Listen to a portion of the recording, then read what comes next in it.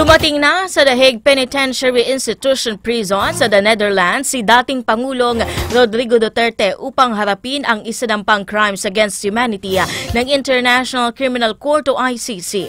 Bandang alas 7:34 ng gabi o 2:34 a.m. o nang madaling araw oras sa Pilipinas nakapasok ng kulungan si Duterte sakay ng isang itim na sasakyan. Ayon sa Philippine Embassy sa the Netherlands, binigyan ng mga damit at care packages ang Pangulo at ang mga kasama nito.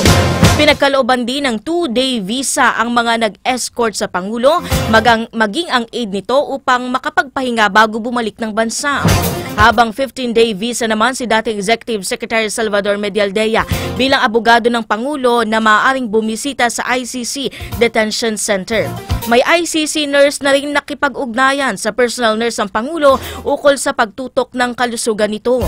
Matatandang hinuli at dinala ng isang private plane Lunes ng gabi si Duterte sa the Netherlands matapos ang warrant na isinampa ng ICC bunsod ng umano'y madugong war on drugs ng kanyang administrasyon. Sa ngayon wala pang pormal na petsa kung kailan sisimulan ang pagdinig sa dating Pangulo sa ICC. Ngunit inaasahan na ito sa mga susunod na araw.